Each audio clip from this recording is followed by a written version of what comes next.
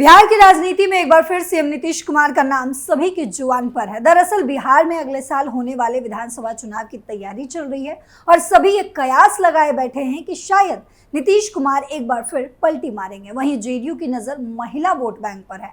आगामी विधानसभा चुनाव को देखते हुए महिला संवाद के बाद सरकार महिलाओं को ध्यान में रखकर नई योजनाओं की शुरुआत की रूपरेखा तय करेगी। बिहार सरकार के ग्रामीण विकास विभाग को महिला संवाद कार्यक्रम के लिए नोडल विभाग बनाया गया है और साथ ही एक और बात की चर्चा हो रही है कि जल्द ही नीतीश कुमार अपने बेटे को लॉन्च करने वाले हैं। तो क्या कुछ चल रहा है बिहार की सियासत माहौल में, बताएंगे आपको अपने स्पेशल स्टोरी में। नमस्कार, आप देख रहे हैं कैपिटल टीवी बिहार में, हूं आपके साथ पल्लवी सिंह।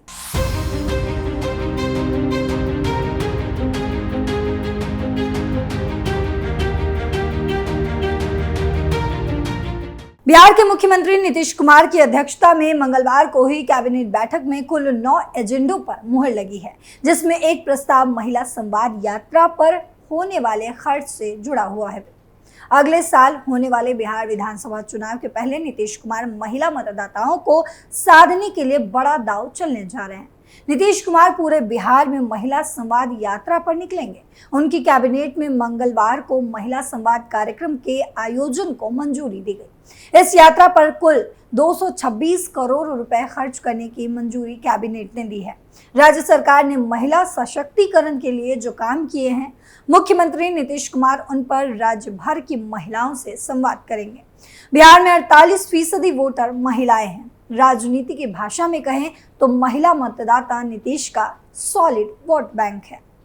अपने महिला वोट बैंक पर जेडीयू की नजर। वहीं जेडीयू की नजर महिला वोट बैंक पर है। आगामी विधानसभा चुनाव को देखते हुए महिला संवाद के बाद सरकार महिलाओं को ध्यान में रखकर नई योजनाओं की शुरुआत की रूपरेखा तय करेगी। बिहार सरकार के ग्रामीण विकास विभाग को महिला संवाद कार्यक्रम के लिए नोडल विभाग बनाया गया है। हालांकि कैबिनेट के अंदर जो प्रस्ताव लाया गया उसमें नीतीश कुमार की यात्रा का कोई जिक्र नहीं है, लेकिन सरकार की तरफ से इसके लिए जिस बड़े पैमाने पर तैयारी की जा रही है वे इस बात का संकेत है कि नीतीश कुमार बिहार की यात्रा पर निकलने वाले हैं। वे इसके पहले भी 7 निश्चित यात्राएं कर चुके हैं, जिसका नोडल विभाग ग्रामीण विकास विभाग ही रहा है। सरकार के अंदरूनी सूत्रों के मुताबिक नीतीश कुमार लंबे अरसे से ऐसी यात्रा पर निकलने का मन बना रहे थे। अपने सलाहकारों से सलाह मशवरा करने के बाद नीतीश कुमार ने एक बार फिर जनता के बीच और खास तौर पर महिलाओं के बीच जाने का फैसला किया है। यात्रा का कार्यक्रम अभी जारी नहीं हुआ है, लेकिन माना जा रहा है कि नीतीश कुमार बिहार विधानसभा के शीतकालीन सत्र यानी कि 25 से 29 नवंबर के बाद दिसंबर में अपनी यात्रा की शुरुआत कर सकते हैं। नीतीश कुमार अब तक कर चुके हैं 14 यात्राएं। नीतीश कुमार ने 2005 में बिहार चुनाव से ठीक पहले पहली बार राज्य की यात्रा पर निकले थे। उनके इस टूर का नाम न्याय यात्रा था, जिसने लालू यादव की पार्टी राजद की सत्ता से विदाई कर दी थी। नीतीश ने अब तक अलग अलग वजह और मकसद से बिहार के 14 यात्राएं की हैं। उन्होंने 2009 के लोकसभा चुनाव से पहले विकास यात्रा की। पार्टी के अच्छा प्रदर्शन करने के बाद जून में धन्यवाद यात्रा पर गए। फिर 2010 के बिहार विधानसभा चुनाव से पहले दिसंबर में प्रवास यात्रा की, ताकि जनता के सामने अपनी सरकार का रिपोर्ट कार्ड पेश कर सके। नीतीश ने अप्रैल 2010 में विश्वास यात्रा की। इस चुनाव में जेडीयू 115 सीटें जीतकर बिहार में अपने सबसे शानदार प्रदर्शन तक पहुंची। इस प्रचंड जीत के बाद नीतीश ने 2011 में सेवा यात्रा की, तो 2012 में बिहार के लिए स्पेशल स्टेटस की मांग को लेकर अधिकार यात्रा पर निकले थे। नीतीश ने 2014 के लोकसभा चुनाव से पहले संकल्प यात्रा की थी, लेकिन उनकी पार्टी जेडीयू को भारी नुकसान हुआ और वे सिर्फ 2 सीटें जीत सके। नीतीश 2015 के विधानसभा चुनाव से पहले एक बार फिर बिहार की यात्रा पर निकले। लोकसभा चुनाव 2014 के झटके से उबरकर नीतीश कुमार ने इस साल नवंबर में संपर्क यात्रा शुरू की और बिहार के हर जिले पहुंचे। बिहार में 2015 में महागठबंधन सरकार जब जेडीयू, राजद, कांग्रेस और वाम दल बनने के बाद नीतीश ने 7 निश्चय लागू किया और उसका असर देखने को 2016 के निश्चय यात्रा पर मिले। फिर 2017 में वे समीक्षा यात्रा किए, 2019 में जल जीवन हरियाली यात्रा, 2021 में समाज सुधार यात्रा और 2023 में समाधान यात्रा पर निकले थे। मैं सहमत नहीं हूं, बटोगे तो कटोगे से उपेंद्र कुशवाहा। वहीं सीएम योगी के बटेंगे तो कटेंगे वाले बयान को लेकर बीजेपी ने चुनावी मंत्र बना लिया है। बीजेपी नेता इसे हर चुनावी रैली में बोल रहे हैं। वहीं इस बयान से अब एनडीए के एक और दल ने दूरी बना ली है। एनडीए में शामिल राष्ट्रीय लोक मोर्चा के प्रमुख और राज्यसभा सांसद उपेंद्र कुशवाहा ने साफ कहा है कि वे इस तरह के नारे का समर्थन नहीं करते हैं। बीजेपी के बटेंगे तो कटेंगे वाले बयान पर उपेंद्र कुशवाहा ने साफ तौर पर कहा है कि इस तरह की बात से मैं सहमत नहीं हूं, इसमें मेरी सहमति नहीं है। इस दौरान कुशवाहा ने सीएम नीतीश कुमार की जमकर तारीफ भी की।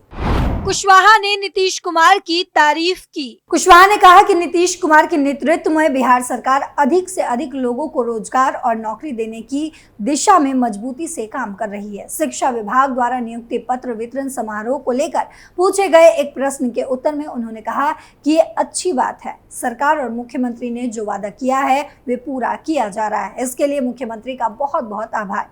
नियुक्ति पत्र के वितरण पर विपक्ष के सवालों पर सांसद उपेंद्र कुशवाहा ने सवालिया लहजे में कहा कि क्या उनको ये पता है कि रोड मैप क्या होता है। बोलने के लिए कुछ भी बोलते रहने का कुछ मतलब नहीं है। मुख्यमंत्री नीतीश कुमार का अपना विजन है और सरकार का अपना विजन है, दोनों के अनुकूल काम हो रहा है। वहीं उन्होंने झारखंड और महाराष्ट्र में एनडीए की सरकार बनने का दावा किया। कुशवाहा ने कहा कि जहां भी मतदान हो रहा है वहां से अच्छी खबर सामने आ रही है। उन्होंने कहा कि सभी जगहों पर एनडीए की जीत होगी और एनडीए की सरकार ही बनेगी।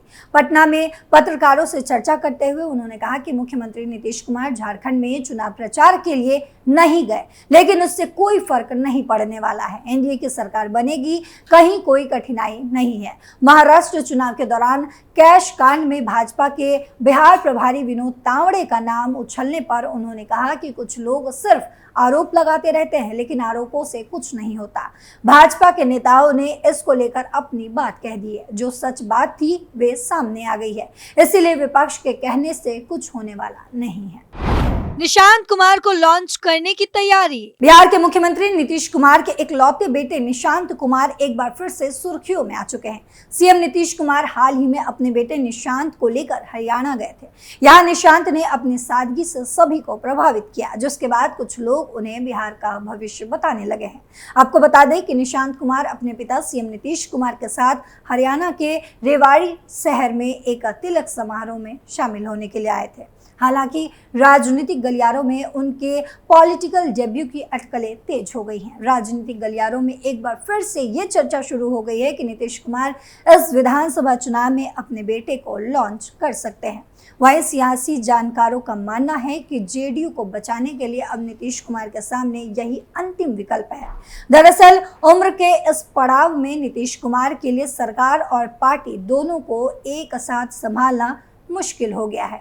यही वजह है कि उन्होंने जेडीयू की कमान संजय झा को सौंप रखी है। वहीं दूसरी ओर राजद में लालू यादव रणनीति तैयार करते हैं और तेजस्वी यादव उसको इम्प्लीमेंट करने के लिए मेहनत करते हैं। तेजस्वी को सीएम बनाने के लिए लालू की नजर नीतीश कुमार की पार्टी तोड़ने पर रहती है। लोकसभा चुनाव से पहले उन्होंने जेडीयू के कई नेताओं को अपने साथ मिला लिया था। पलट सकते हैं मदन सहनी। अब विधानसभा चुनाव से पहले भी वे नीतीश कुमार को झटका देने की रणनीति तैयार कर रहे हैं। इसके संकेत भी दिखाई देने लगे हैं। नीतीश कुमार के करीबी नेता और बिहार सरकार में मंत्री मदन सहनी के तेवर बागियों वाले नजर आ रहे हैं। उन्होंने अपनी ही सरकार पर अफसरशाही हावी होने के आरोप लगाकर सीएम नीतीश को मुश्किल में डाल दिया है। मंत्री मदन सहनी के बयान को हथियार बनाकर विपक्ष मुख्यमंत्री पर हमलावर है। अब हमारी इस रिपोर्ट पर आपकी क्या राय है, कमेंट में जरूर बताते जाइएगा। फिलहाल मेरे साथ इतना ही। देश और दुनिया की तमाम खबरों के लिए देखते रहिए कैपिटल टीवी। नमस्कार।